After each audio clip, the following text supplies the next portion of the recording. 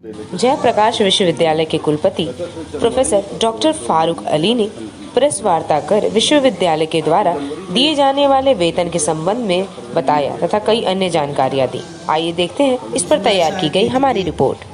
FO retire कर गए और दूसरे एफओ जो बहाल हुए उसमें स्वीकृति में विलम्ब हुआ है थोड़ा सा, तो उस कारण से दूसरे हमारे रजिस्ट्रार साहब भी चिकित्सकीय अवकाश में चले गए थे। इस कारणों से उसमें विलम्ब हुआ। आपके माध्यम से हम ये कहना चाहेंगे कि हमारे जो पेंशन भोगी साथी हैं और हमारे सेवारत साथी हैं, आप ये हताश ना हो और प्रयास विश्वविद्यालय के द्वारा करें कि हम लोग शीघ्र ही जनवरी और फरवरी का भुगतान करें, आंदोलन का रास्ता नहीं लेना पड़ेगा।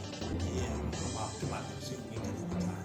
तकनीकी चूक के कारण ये परेशानी, यानी वेतन भोगियों को की होली जो है सर, वो होली में तो अभी लंबा है, होली के बाद तो होली रंगीन रहेगी। तीसरी तनख्वाह भी मिल जाएगी होली के समय तक, तीसरी तनख्वाह मिल जाएगी। ऐसे उम्मीद सर, अभी विश्वविद्यालय कितने सेशन लेट हैं और उसके लिए आप क्या कार्रवाई कर रहे हैं? देखिए, ये तो विरासत में मिली है जयप्रकाश विश्वविद्यालय छपरा को सत्र के विलम्ब का, और हम अभी 19 स्नातकोत्तर की परीक्षा अभी हम शीघ्र लेने वाले हैं। इस फरवरी के आखिर के बाद से मार्च में हम लोग उसकी परीक्षा लेने वाले हैं। तो जब हम 19 का प्रथम सत्र का परीक्षा कर लेंगे तो हम उसके फिर 3 महीने के बाद दूसरी परीक्षा करेंगे, तो 6 महीने पर उनकी परीक्षा होनी है।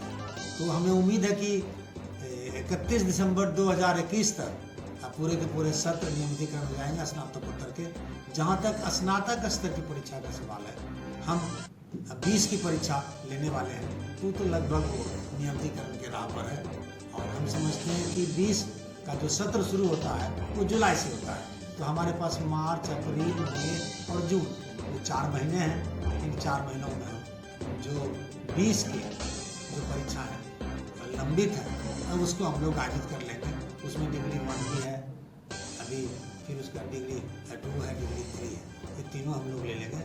तो फिर हमारा तो डिग्री अप टू डेट हो गया।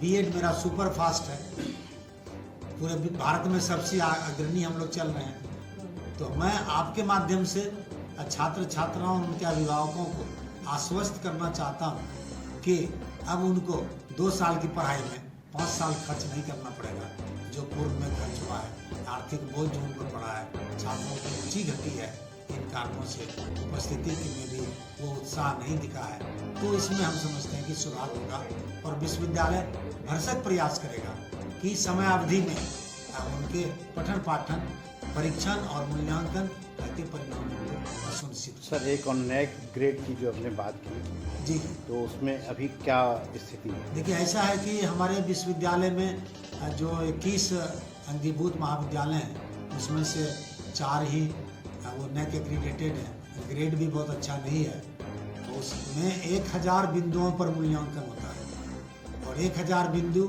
पठन पाठन से लेकर के आर्थिक जो मैनेजमेंट है, प्रबंधन है, वो है, पूर्ववर्ती छात्र छात्राओं का उसमें असेसमेंट है, शिक्षक का असेसमेंट है, शोध का असेसमेंट है, उनके इंफ्रास्ट्रक्चर का असेसमेंट है, उनकी सांस्कृतिक विरासत, पंचायती राज व्यवस्था, इन तमाम की भागीदारी की का सवाल है। नए पाठ्यक्रमों, नए चीज़ों का, रोजगार परक शिक्षा में कहाँ तक भूमिका है, इनमें बिंदु बटे हुए हैं। तो हम लोग प्रयासरत हैं कि उसको हम लोग बोलते हैं SSR।